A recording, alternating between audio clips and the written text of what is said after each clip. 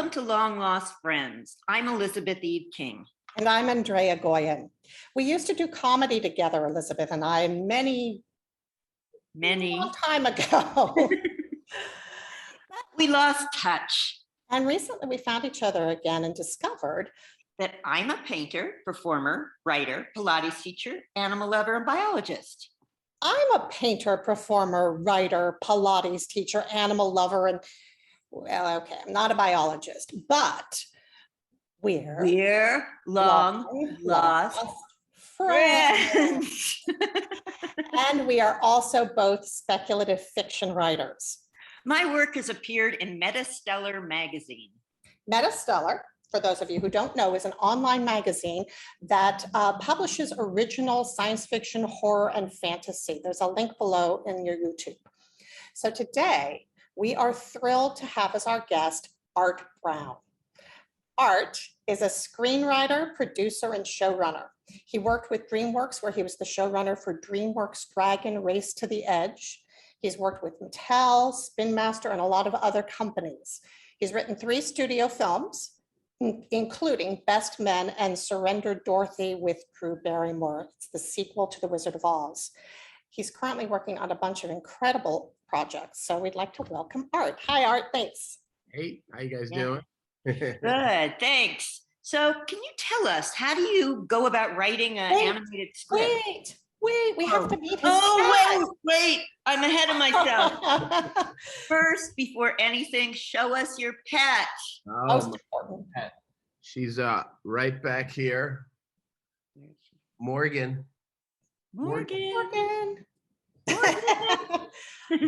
You mentioned she was ready for her close-up. I think she's snoozing. She's blinking. I can see her over there. Oh, she's like getting her beauty sleep. She's like, I'm not a movie person. I can move. I can take the thing over later and meet her face to face if you want. Okay. So that's Morgan. I know. How old is Morgan? Morgan's 12 and a half. Wow. And she still hikes with you all the time, right? Yeah, when it's not too hot, we'll go on 6-mile hikes. And she's a trooper. She just goes, and I was just up in Santa Barbara, and she was chasing the ball into the ocean. She just charges the ocean. So I figure as long as she's willing to do it, I'm gonna keep her going. She's amazing. That's wonderful. But yeah, she's a good girl. She's a good girl. She's good. Wondering what the hell I'm doing right now. But so now that we have met Morgan, could you tell us like a bit more about the process of writing, like for animated TV? Yeah, I mean, animated television is, well, there's two types of animation really. There's 2D animation and there's 3D animation. The 3D animation is what Dragons was. It's what the Pixar movies are. It's also called CGI. It's another way of referring to it. 2D animation is more flat, you know, like Archer. Yeah, exactly. You don't have the depth of field. You don't have in 3D, you have to make, it's interesting. I came from live action into animation, and I went to 3D animation, which was kind of an easy way to go because it was easy to understand it because everything costs. It's very much like live action. It's like live action without being on set. Like the production is where it's different because that's all the animators animating and all that. But prep and post is all the same. Costs are the same. Locations cost, assets. That's what you call sort of anything you have to build. So props from a fork and a rock to an island. And then you have your characters, which are all models. And so everything costs. Characters end up costing about anywhere from like 10 to 30 grand by the time they're completely modeled and able to move. But the good thing about assets is once you build them, you have them. So when you start off in the show, your costs are higher because you're building assets.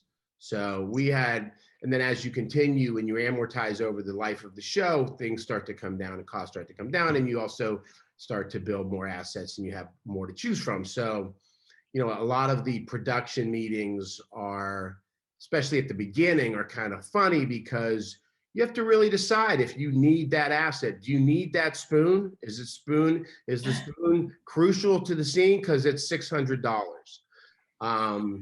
So a lot of times you're like, no, we could use a fork. We have a fork, right? Okay, we use a fork. So you sit there and you negotiate with the line producer, and then there's things that you need.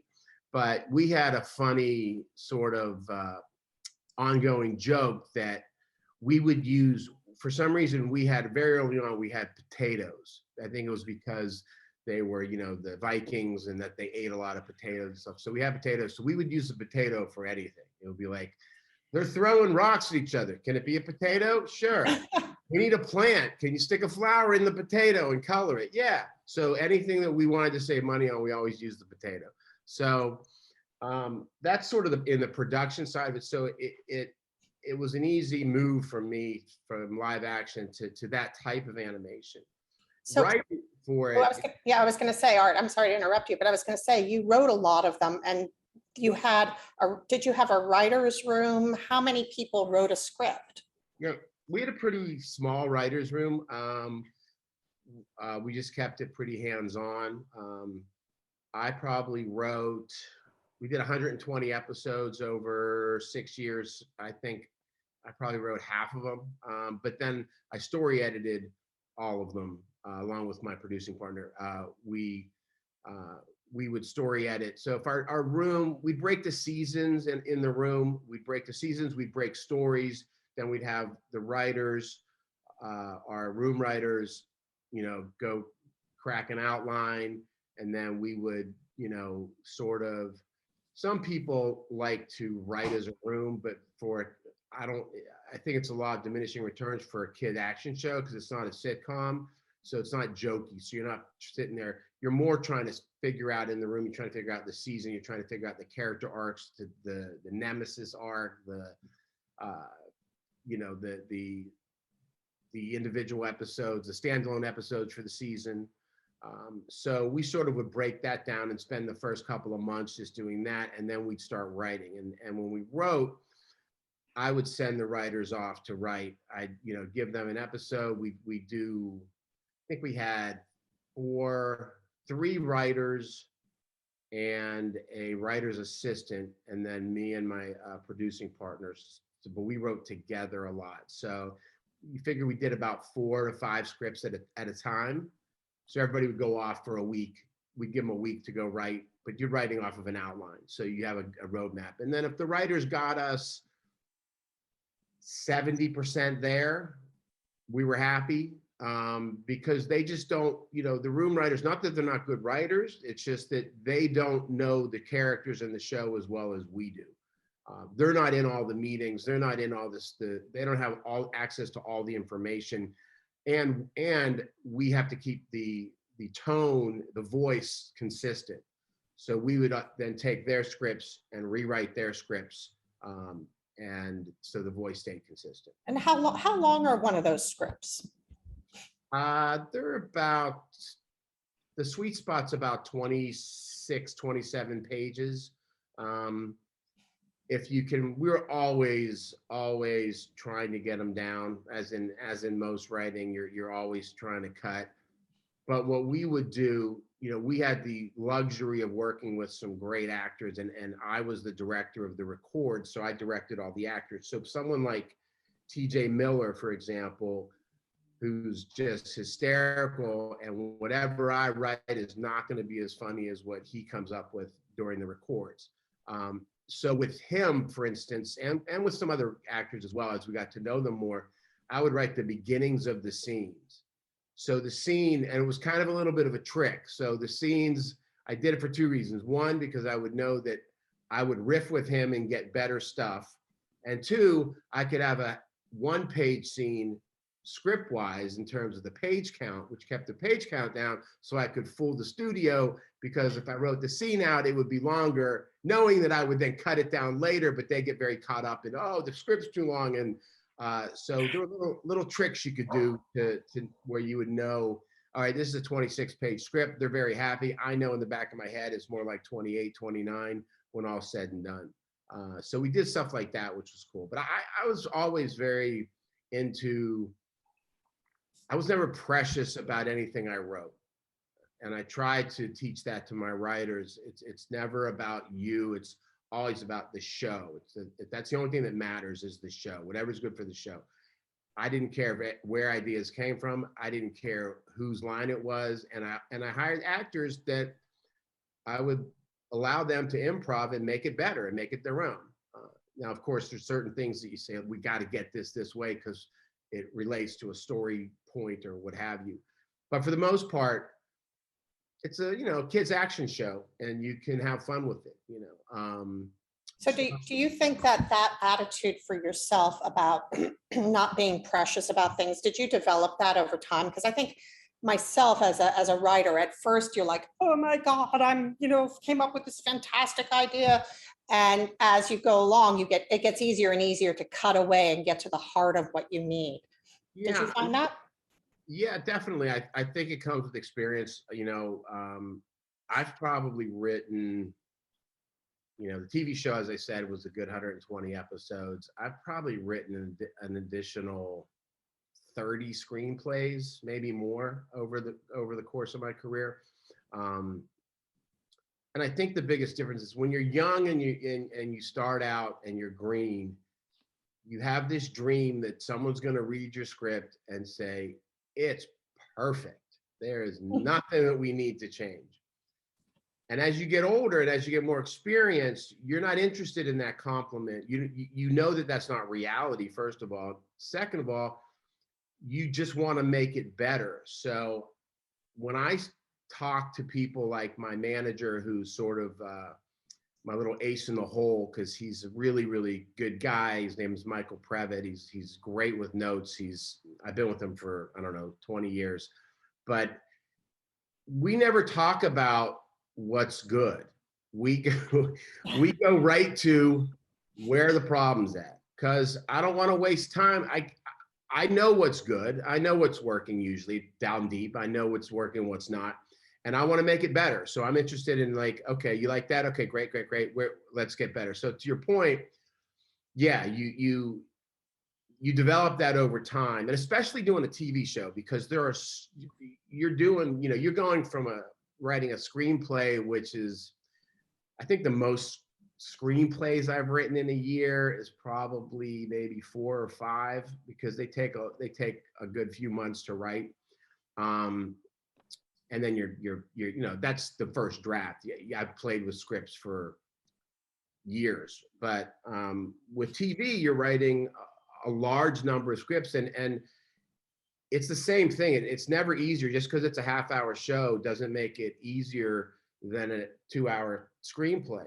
It actually can be harder because you're having to do the same things: arc the characters, have the plot, have your 3 acts, do everything that you do in a 2-hour movie in a 22-minute TV show. But so you get better at cracking stories. You get better at solving problems, because script writing, people ask me if it ever gets easier, and I say no, it doesn't ever get easier.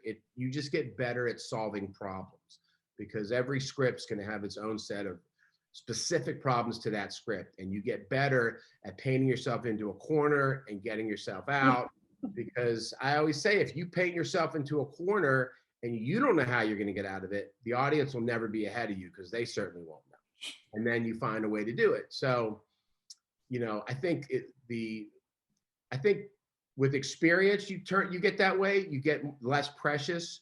You get less precious about projects. When you have one project or 2 projects, it's everything in the world to you. If you have 10, right now I have probably 7 or 8 projects going on at the same time. So none of them, there's some that are a little bit more important to me that I have more attachment to, but there's none that I am so precious about that it's like, it has to be this way or else. So I think you get better at that when you have more to work on, you get more under your belt. And I think you also get better when working in television, just because of the sheer number. To write 120 scripts over 6 years is a lot. It's a lot. It's so much so that I could watch the entire season, apart from a couple of episodes that like we won an award for, or that was special to me. I couldn't tell you which episodes at this point I wrote or didn't write, or what lines my writers, I'd hear them arguing, oh, I got my line in there. I'm like, dude, don't worry about it. Just, it doesn't matter. At the end of the day, you're doing your job and it's about the show. So That's very cool. Did you start writing for either TV or film, or did you start like in a more, at a short stories or novels and then make that switch? I started in film. I started out as an actor years and years ago, and I started writing because I didn't like that I had no control over anything. So I figured if I made the widget, then at least I would have some control. How much control you have, actually, it's up for debate, but at least you have something. So, and you can always write. You're, acting, sure, you can take acting class, whatever, but you're dependent on other people for auditions. You're dependent on that. As a writer, you can get up every day and you can write. And you can, during COVID, I wrote 4 spec screenplays during COVID, and wrote a 2-part pilot. So there's stuff, that's because I kept working. I just kept get up, work. A lot of young writers that I meet, when they tell me they're a writer, I'll say, first question I'll ask them is, do you write every day? And if they say no, which 99% of them do, I say, then you're not a writer, because writers write. You get up, it's a job. Doesn't matter if you're being paid right now or not for it. I don't care if you do a half-hour a day, I don't care if you do an hour a day, but you need to write every day, because that's the only way you get better at it, is by doing it. It's the only way you improve your craft. Books will help a little, Robert McKee will help a little, but at the end of the day, that stuff's only valuable if you have actual projects that you can apply it to. But if you don't, it doesn't matter. It's just concepts. Right. So I started out with that. I was an actor and I wanted to give myself an acting part. The first movie I wrote, I was in.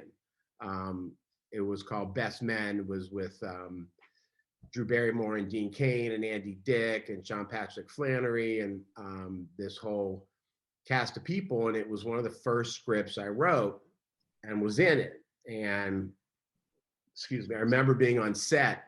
It was like in the mid-90s. So it was about a $10 million movie, something like that. I remember being on set and people going, you have no idea how hard this is to get a movie made. And I was like, what do you mean? I wrote it and we're making it. And 10 years later, when I hadn't had another one made, I was like, oh, that's what they were talking about. So, it was, I was fortunate to have some success early. And then I wrote some studio movies that for one reason or another didn't get made, but I got paid for. A lot of that happens too. You get hired, you write a movie and the executives leave. And then the new executives just trash all the projects that the old ones have. They don't want to deal with, they want their own in there, or the producer that you're working with leaves. Or I wrote a movie for early in my career for Adam Sandler and Chris Farley, and then Chris Farley passed away. There's things like that are super sad that happen too, but that's why people say getting a movie made is so hard, because so many things have to go right for a movie to get made. There's a lot.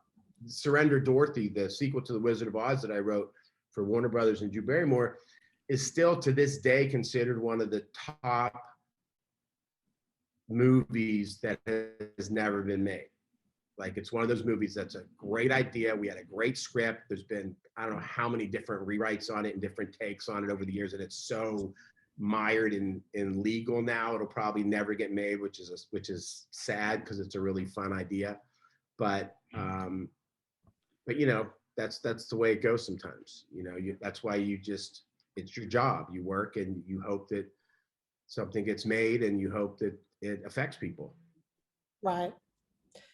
Yeah, it's funny. I was thinking while you were saying that you came to writing from acting, because so many people I know, including Elizabeth and I, also did the same thing, because you have no control as an actor. And it really does, I think that's what drives people. You're going to be creative. You're going to write your own stories. I mean, I started off writing for a theater company I was with, because we could perform in the plays. So it's a lot of performers come to writing. It's interesting. I think Yeah. I think all performers should write. I always, whenever I talk to actors, I tell them to write. It gives you a different perspective. You know, it's like, you know, when I was an actor, I actually, someone told me I should be a reader for a casting director, and I did that for Valerie Masalis, and she was casting a movie at the time. And I watched these actors come in, like Stephen Tobolowsky and people like that, for this one role, all different, all phenomenal. And you just learn that it's not about you most of the time. It's whether you get the job or not. Your job is, as an actor, is to audition. That's your job. And people remember you from your auditions. And who gets the role isn't always necessarily, there's different takes on the role, and they can all be good. It's what matches up with it. There's so much that goes on behind the scenes, and that's why I tell actors that they should write, because you learn a lot by writing. You learn a lot about acting by writing. You learn that, you know, why scenes go in a certain direction, or why things happen one way and not another way. Because as an actor, you're so caught up in this little part, which is your role, and a lot of times you're not looking at the bigger picture. Yeah, I agree. I also think I think that as a writer who comes from acting, you also bring a completely different level about kind of character development. Like, I think that there's a really different understanding of that automatically coming out of the acting experience. Sure. And dialogue, probably, just, or Dialogue. especially if you've done any improv, which that's how Andrea and I met, in an improv group, Yeah. actually. But yeah, that realization of dialogue and all that, and yeah, going into acting after, because you realize, I mean, going into writing after you realize you have no control otherwise. Yeah, and I think almost, you know, when I think about it, because, you know, when you write for TV and film, if you do it properly, if you outline properly, which nobody ever does, because it sucks, because outlining sucks. It's not fun. And you're also having to solve all your problems before you go. But if you don't outline, you get screwed. You end up, and it still happens to me today after all these years, if I cheat and don't outline, it'll come back to bite me in the ass. I want to go, I should have figured this problem out in outline, and I wouldn't be going back to page 10 right now. You know, so, or what have you. But I think with, you know, if you have a good outline, you really start to learn that dialogue is the last layer. You know, that's the difference, I think, too. Actors assume that if there's the more lines you have, is the better, which is not the case at all, because so much of, as a writer, is what's not said. It's not what's said. That's why you have people like, if you remember, like Charles Grodin in Midnight Run, and he had those scenes where he didn't say a word, and he was just in the scene, and De Niro and his ex-wife were arguing, and it was a classic hysterical scene. He didn't have a line in the scene. It was all just him reacting to what they were doing. So I think that you actually go the opposite way. You realize it's what's not said, not necessarily what's said, because what's being said is not what you mean anyway, right? What's being said, it's all subtext, right?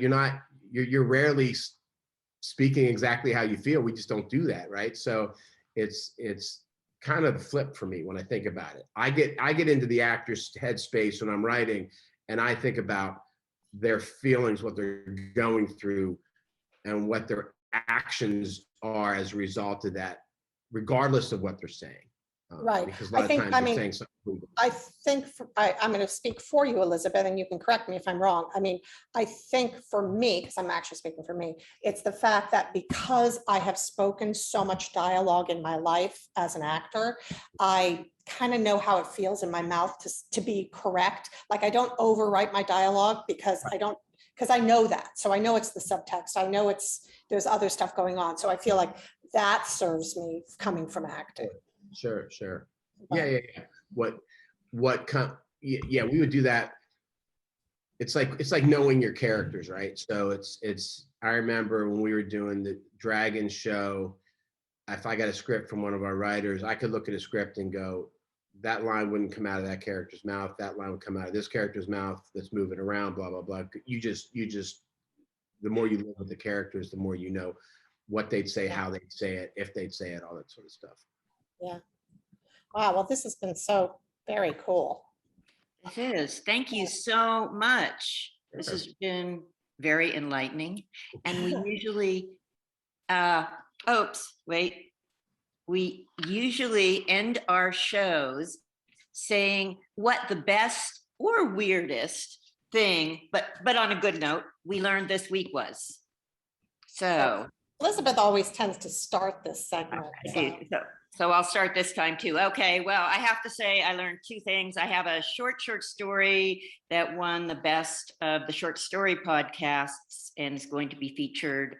I'll post a link below. So that's nice, of course. And then my general best is that Mexico, of all countries, has become the first country to ban cosmetic testing on animals.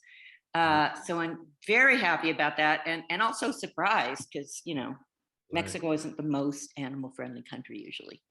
It's true. So go Mexico. That's great. That's All right, cool. mine is, for this one, is that I was out with friends last night. We started talking about sheephead fish. And I was reminded how interesting they are because I'm going to look at their protogynous hermaphrodites. And so they are all born as female. And then over the course of their life, they become male, depending on their environment situation. So I looked it up this morning just to kind of get a fresh look at it. And I also found that there are tons of fish that are like this, I guess, or many, including, sorry to say, clownfish, Nemo. Yeah. And that but those ones live in a community in coral. And there's a bunch of little ones. They're all male, not female. And there's an adult breeding pair who's male and female. And when the female dies, the male becomes female. And the biggest little fish becomes the new male breeding partner. Good. So if science. Nemo had biology, he would have, instead of like going to look for little Nemo, he just would have turned into a female and began relations with his father. Okay, Elizabeth, thank you for that. It definitely makes you think about, in today's world with all that's going on and all these movies and all these performances and all these things that are suddenly being criticized, that given that information, would Nemo be able to get made today? Right. Probably, maybe not. At least maybe, probably, you know, maybe it would get made, but they would definitely have to have that sort of bent to it, I would think. Yeah, I would think so. So Art, do you have, I saw that you got up. There There she she is. is. Yeah, I know. I saw her too. Morgan, what's up? Morgan. Come here. Come here. Oh, Morgan, come here. Here, come here. Let me lift you up. You wanna say hello? Yeah, little Morgan. About 80% of all ocean reef fish change sex, at least Really? once. And That's the sometimes they go back and forth. That's the biologist in us here, Elizabeth. Oh, she's so cute. Morgan, I've met Morgan when she was a puppy. Morgan. Oh, I want. She is cute. So Art, do you have anything you want to tell us about? I Best have thing. something to tell you about. This wasn't actually this week, but it was in the last couple of weeks. I just saw this on my back end, and I thought about it today because of what today is, right? With today being the anniversary of 9/11, it always brings up a lot for me because my mom passed away 2.5 weeks after. She passed away on the 30th. And my mom was Brazilian and she was very spiritual. And I've had some spiritual things happen over the course of the 20 years, which is crazy that she's been gone for 20 years. But,